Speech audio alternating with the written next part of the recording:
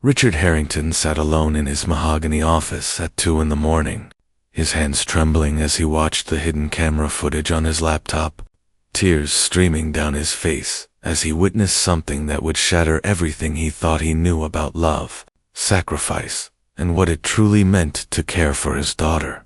The mansion had been silent for 3 years, silent in the way that grief makes a home feel like a mausoleum, where every chandelier glittered with wealth but no light could penetrate the darkness that had settled over their lives since the accident took his wife Catherine and left his 12-year-old daughter Emma paralyzed from the waist down. Richard had built an empire, Harrington Industries, from nothing, transforming himself from a hungry immigrant son into one of the wealthiest men in the state. But all his money couldn't buy back his wife's laughter or his daughter's ability to walk, and the guilt consumed him like a slow-burning fire because he had been the one driving that night. Distracted by a business call, when the truck ran the red light, Emma hadn't spoken more than necessary in 3 years. Her once bright green eyes, now dulled with a sadness that no amount of expensive therapy or state-of-the-art medical equipment could touch. And Richard had responded the only way he knew, how, by working 18-hour days, building his fortune larger, as if each million earned could somehow be an apology, a penance for his unforgivable mistake. When Emma's 4th caregiver quit after only 6 weeks, citing the impossible atmosphere and the girl's refusal to engage, Richard knew he needed someone different, someone who wouldn't give up. And that's when Maria Santos walked into their lives during a cold October morning, a 40-year-old woman with calloused hands, a warm smile, and references that were good but not exceptional. She had grown up in a small village, worked multiple jobs to support her own family back home, and had a gentleness in her eyes that Richard barely noticed during the 15-minute interview. He hired her because she was available immediately and asked for a modest salary, and he could return to his acquisition deal in Tokyo without further delay. Richard had instructed Maria on Emma's medical needs, her physical therapy schedule, her medications, her dietary restrictions, and the importance of maintaining the routine. But he said nothing about his daughter's broken spirit because he couldn't find words for something he pretended not to see. And within 2 days, he was back to his pattern of leaving before Emma woke and returning after she slept, communicating through brief text messages to Maria about his daughter's condition. But something gnawed at Richard, a paranoia born from losing everything once before, a terror that, in his absence, something terrible might happen again, that he might fail to protect the only family he had left. And so he made a decision that he justified as purely protective. He had hidden cameras installed throughout the mansion, in Emma's room, the therapy space, the living areas, disguised within smoke detectors and picture frames and air vents, 16 different angles that would let him monitor his daughter's safety from anywhere in the world. For the first week, he barely watched the footage, glancing occasionally between conference calls to see Emma in her wheelchair staring out the window, or Maria quietly going about her duties. But in the second week, during a sleepless night in his office, he began to actually observe what happened in his home when he wasn't there. And what he saw made him lean closer to the screen with an uncomfortable mixture of curiosity and something that felt almost like jealousy. The footage showed Maria entering Emma's room each morning at 7, not with the clinical efficiency of the previous caregivers, but with a gentle knock and a cheerful good morning, precious girl. And though Emma wouldn't respond, Maria continued talking, describing the weather, the birds she'd seen in the garden, the breakfast she was preparing, maintaining a one-sided conversation that should have seemed pointless but somehow didn't. Richard watched as Maria helped Emma with her morning routine, and unlike the previous caregivers who performed these tasks with professional detachment, Maria hummed softly, made gentle jokes, treated each moment not as a medical procedure but as time spent with someone she genuinely enjoyed. And though Emma's face remained largely expressionless,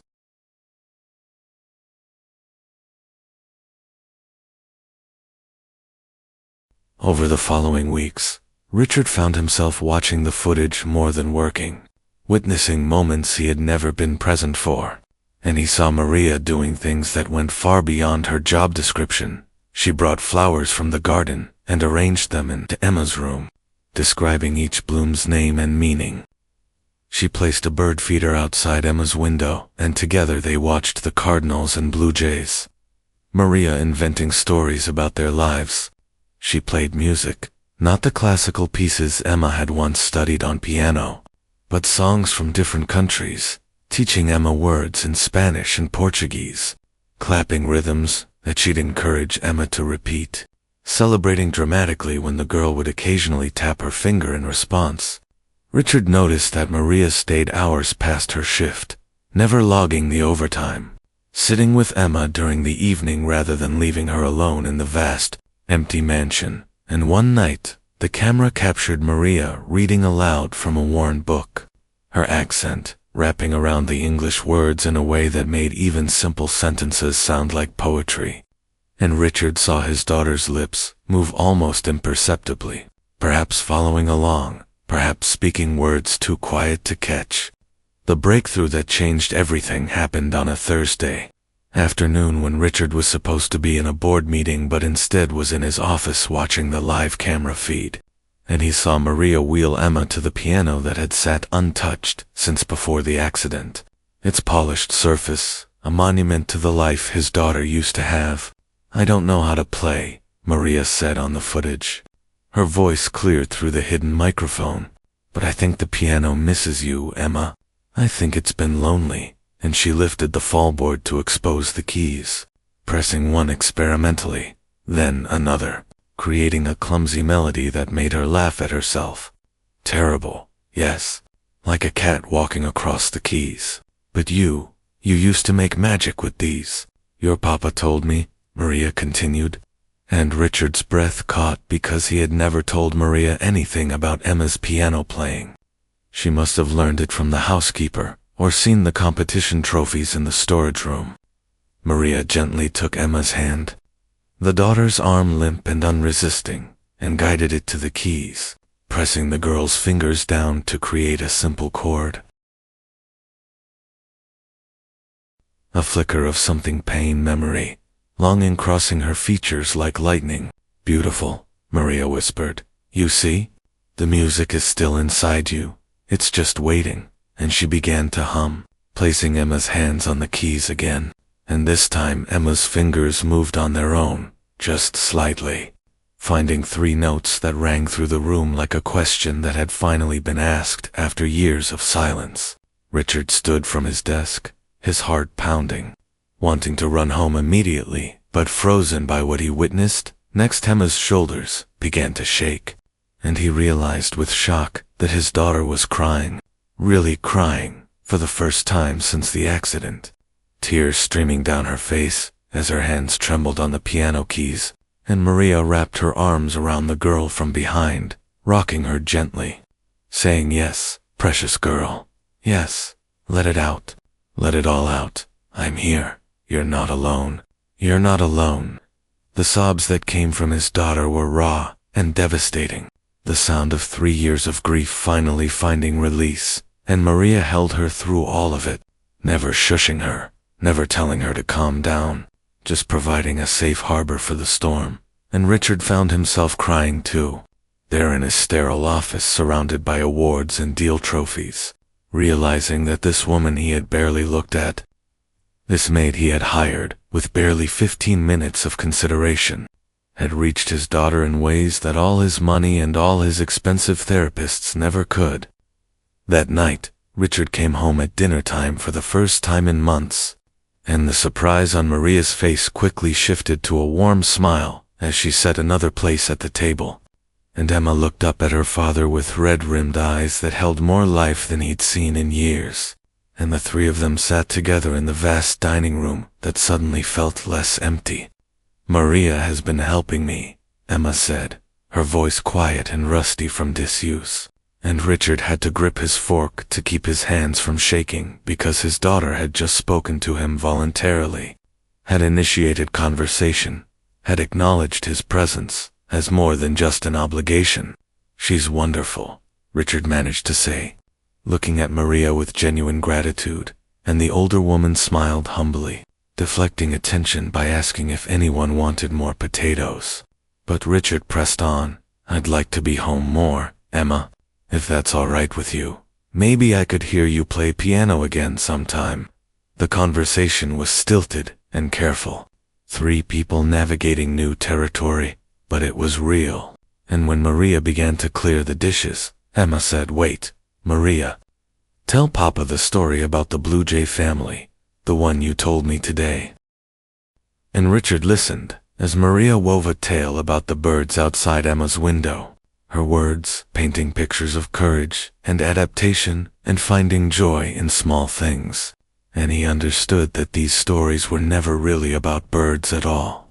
Over the following months, Richard restructured his entire life, promoting trusted executives to handle day-to-day operations, while he stepped back to spend mornings with Emma, joining the therapy sessions he had always been too busy to attend, sitting beside her at the piano as she slowly, painfully, began to play again.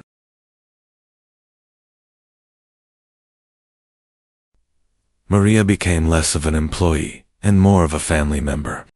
Her presence the bridge that allowed father and daughter to find their way back to each other. And Richard learned that she sent most of her salary back home to support her elderly mother and put her nieces and nephews through school.